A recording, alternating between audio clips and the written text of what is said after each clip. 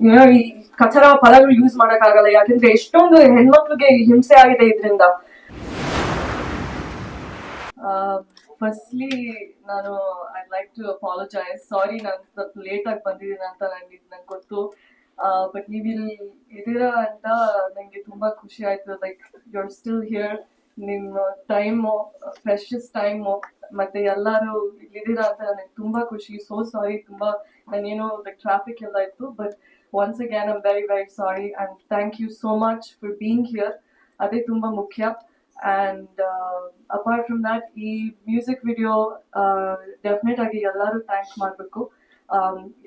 ಗಿರಿ ಅವರು ಡೈರೆಕ್ಟ್ ಮಾಡಿರೋರು, ಮತ್ತೆ ಮ್ಯೂಸಿಕ್ ಪ್ರೊಡಕ್ಷನ್ ದೀಪು, ಮತ್ತೆ ವೆಂಕಟ್ ಪ್ರೊಡ್ಯೂಸರ್, ಮಾರ್ಟಿನ್ ನನ್ನ ಜೊತೆ lyrics, and so many other all the contestants, Big Boss contestants that are here, and ಎಲ್ಲರೂ ಬಂದಿರೋದು. ನಮ್ಮ ಅಪ್ಪ ಅಮ್ಮನೂ ಅಲ್ಲಿದ್ದಾರೆ. ಸೊ ನನಗೆ ತುಂಬಾ ಖುಷಿ ಆಯ್ತು.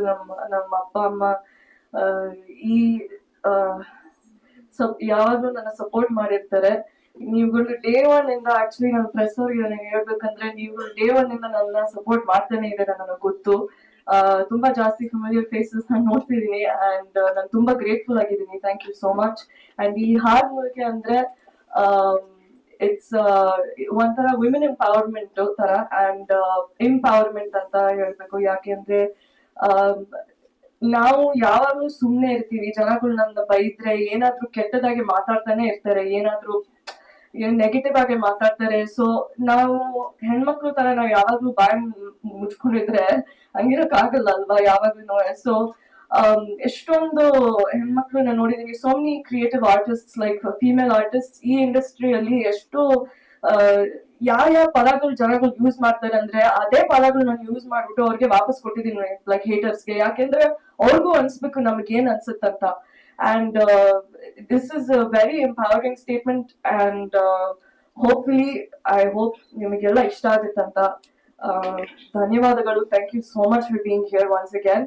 ಅಂಡ್ ನಿಮ್ ಟೈಮ್, ನಿಮ್ಗೆಲ್ಲ ಪೇಷನ್ಸ್ ಎಲ್ಲ ಇಟ್ಕೊಂಡು ನಂಗೆ ತುಂಬಾ ಖುಷಿ ಆಯ್ತು. Thank you so much. Okay sir, ಏನಾಯ್ತಂದ್ರೆ, ಸೊ ಈ ಹಾಡು ನಾನು ಆಕ್ಚುಲಿ ಬಿಗ್ ಬಾಸ್ ನಡೀತಾ ಇರುವಾಗ ನಾನು ಬರ್ದಿತ್ತಿದ್ದೆ. ಸೊ ಸೆಕೆಂಡ್ ಟೈಮ್ ಅವ್ರು ಕರೆದಿರೋದು ಅದಾದ್ಮೇಲೆ ತಕ್ಷಣ ನಾನು ಬರ್ದಿರ್ತಿದ್ದೆ. ಅಂಡ್ ನನ್ನ expression is my music, through music.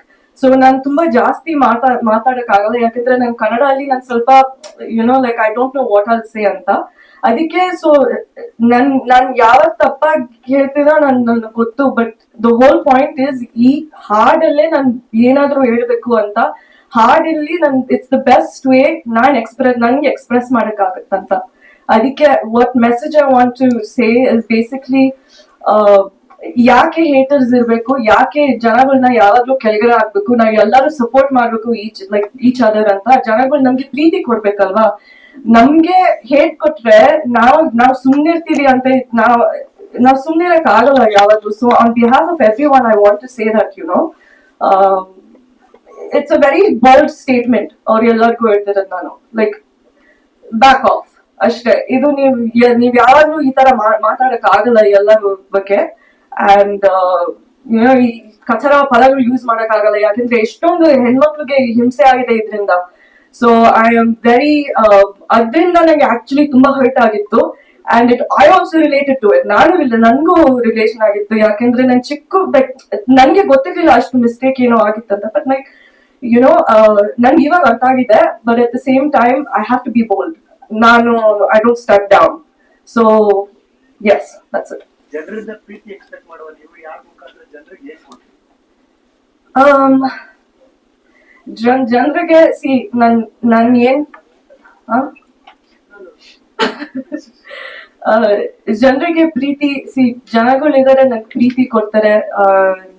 I have fans as well and I have haters as well. ಏನ್ ಕೊಡಕ್ಕಾಗತ್ತಂದ್ರೆ ನಾನು the most I can give is love and gratitude. ಅವರಿಂದಾನೇ ನಾನು ಬೆಳೆಯೋದು. ನಾವ್ ಎಲ್ಲರೂ ಜನಗಳಿಂದಾನೇ ನಾವ್ ಎಲ್ಲರೂ ಬೆಳೆಯೋದು.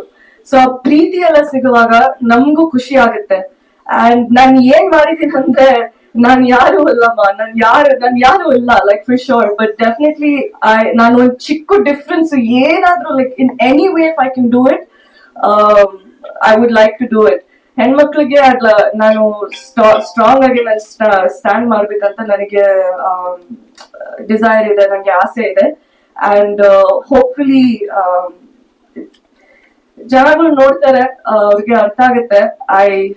I love my fans and that's it.